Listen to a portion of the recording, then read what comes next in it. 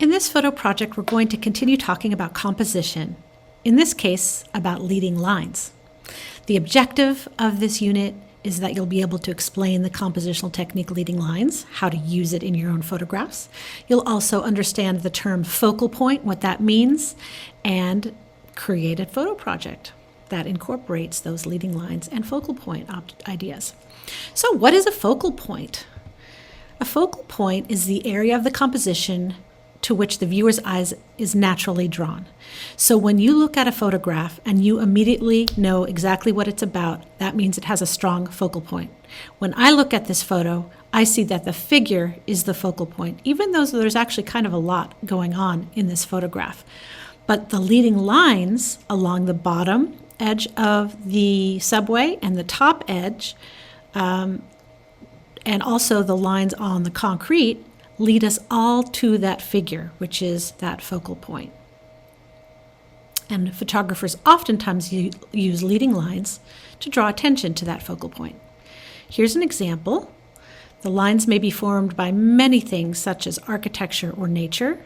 In this case, the trees in the park surrounding the Eiffel Tower. The eye is drawn right along those trees to what's clearly the main focal point in this photograph, the Eiffel Tower. Leading lines can also be created by the photographers. You might find them in an environment or you might create them. So for example, here, there was sort of a leading line in terms of the edge of the grass, but the photographer put white flip-flops along that edge to emphasize it and really draw our eyes along that edge to the focal point, which is the figure. And elements of design can really be used to create leading lines. So in this case, color is used to create leading lines. The red or magenta in the snow, we definitely start off by looking at the figure, but then our eye travels along that magenta leading line to the tree in the background. Value can create leading lines. For example, here in Ansel Adams' photograph, that bright or lighter curving river draws our eye along it to lead us to the mountains in the background, which I think is the main focal point. Shape can be used to create leading lines. So the repeated shapes of the windmills here along the edge of the mountain lead our eyes across the photo. Space can be used to create leading lines. For example, here, the edges of the table, they're called perspective lines, and they create a sense of space in the photograph and draw our eye towards the mom in this photograph. That is some of the main focal point. I do think that the light above her head and that bright circle of the mirror in front of her also emphasize that she's the main focal point. So when you're taking your own photographs, look for something special, not just leading lines. I mean, you certainly can. The photo on the left, there's nothing wrong with it, but the photo on the right, it has the leading lines taking us somewhere, taking us to the focal point. The photo on the left, the lines are going off into the distance, and maybe to the tree on the left-hand side, but it isn't quite as special as something on the right-hand side. So just take lots of photos.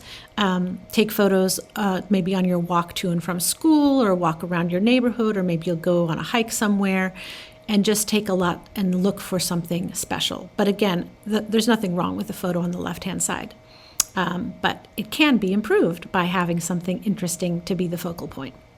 Here are some suggestions for finding some leading lines. So there are leading lines in landscapes, edges of trees, train tracks, edges of streets, and so on, gardens.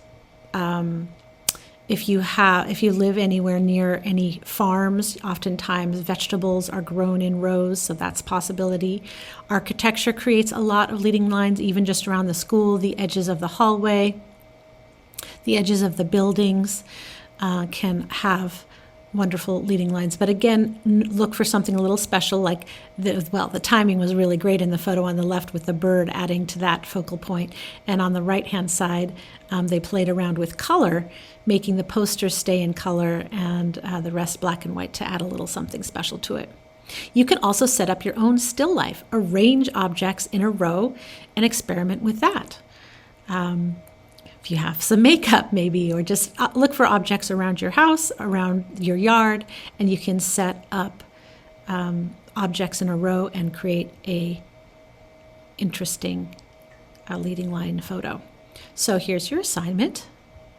You'll take 10 to 20 or more photos looking around your object for interesting subjects. It can be anything you want as long as it has some leading lines in it.